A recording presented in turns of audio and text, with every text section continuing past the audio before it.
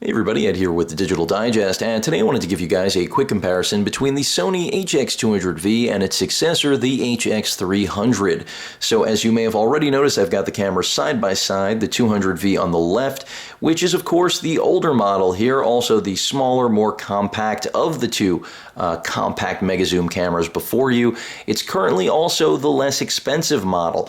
Originally priced at $499.99, you can now find it for roughly $300 or less, depending on how lucky you get. I will include a link in the description to Amazon, which is who I picked it up through, for $279.99. Of course, the price does fluctuate. This is a matter of clearing out the final inventory because its successor is sitting next to it on the right.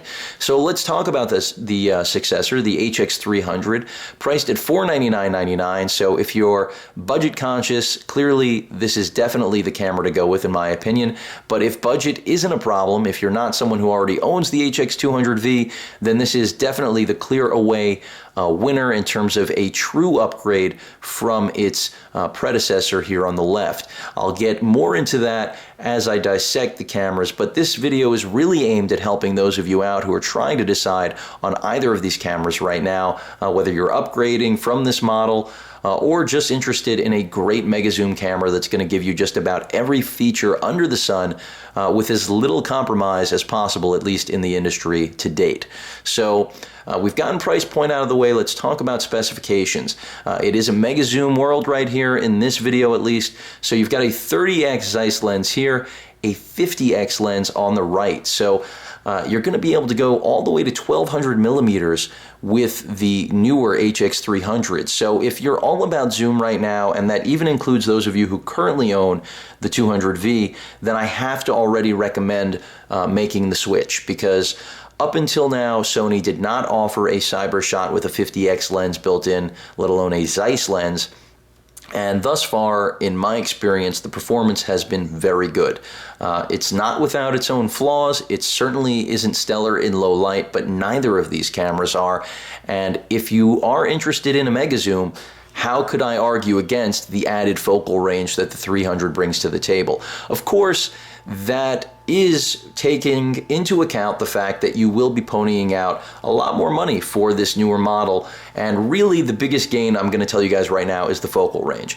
Even though I do like the 300 more in terms of a handling experience because it's larger and only a little bit heavier than this camera, in the same vein, despite the fact that I like the handling of the 300 more, it does feel a little bit less well built because it's a little bit more hollow. Maybe that has to do with the fact that the battery's on board, but I think, or the size of the battery I'm referring to, but I think it's also just the overall construction. Many cameras these days, and from all manufacturers across the board, like most products out there in the consumer electronics industry, have been reduced in quality. And I'm not saying that the HX300 is indicative of that reduction of QC, but Sony certainly has made some sacrifices in order to make some critical gains. So that first critical gain is the gain in focal range. And without a doubt, if you want a mega zoom camera, this is the mega zoom to purchase right now, the 300. Again, as I mentioned, budget, pick up the 200V. You're not going to be disappointed. It's a dynamo in terms of both still and video capabilities. Audio on board is relatively solid. Battery life is phenomenal. That's something you're going to lose moving to the successor, the 300 on the right. A new battery type may be good for cross compatibility for all different CyberShot cameras, but it's not so good for the battery life, unfortunately, of the HX300. So you're looking at roughly 450 shots here, even though this does, by the way, have GPS, which has been axed here on the 300 on the right. That's why there's no V in the designation. The 300 is going to offer you roughly a little over 300 shots, and that's a significant drop off, especially since this camera is larger. You'd expect it to accommodate a larger battery, but I understand why Sony moved to the new battery type. They want a uniform battery, so if you're an avid Sony fan that's buying a bridge camera like either of these, as well as a compact point and shoot like the RX100 or even the RX1, then you've got batteries that will work with all of your cameras. So that's good in theory. I understand it. Not all of you are going to be in love with it. The battery that's in here, though, is from the Handycam realm, so you're getting really great battery life. This also has the added benefit of having a dedicated charging port. So even though both of these cameras can be charged with a micro USB, this has the added benefit of being charged with a direct DC wall adapter. So you don't have to use your USB port to charge this camera if you don't want to. Part of the flexibility of being on that 2012 to 2013 cusp for Sony, because this is right around where Sony started implementing micro USB charging in all of their CyberShot cameras. So even though it didn't get Wi-Fi, by the way, neither of these models benefit from Wi-Fi. That is something I would have liked to have seen from the 300, since I think a lot of people expected it right here in the 200V, since that's when Wi-Fi really made its way into the CyberShot lineup. But let's move along. I've already pointed out the big difference in focal range. The good news is that the Zeiss glass stays true on both ends for both cameras. So performance is pretty solid. There's no question that the lens on the 300 is going to take a little bit more manual manipulation in order to get the best out of it.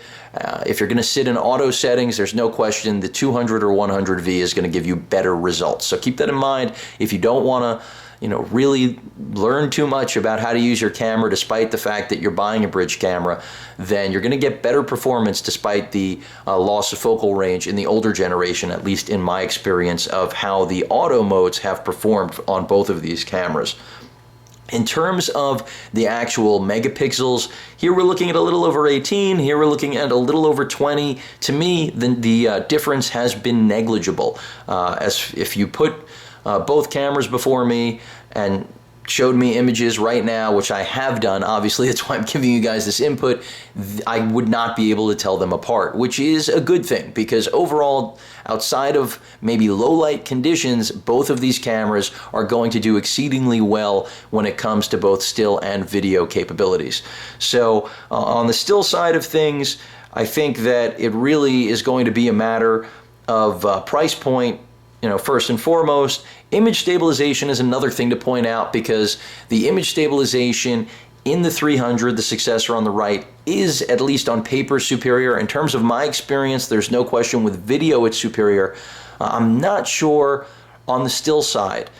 Even though the long end has been more than workable handheld, which of course can also be said for the 200 and 100V, there's no question I get more keepers out of the 200V handheld at the long end than I do out of the 300. Now that's just my personal experience.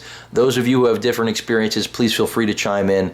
That's what the video is all about, really, trying to help everyone out in figuring out which camera's right for them, and if it's a viable upgrade, as I've mentioned throughout the video.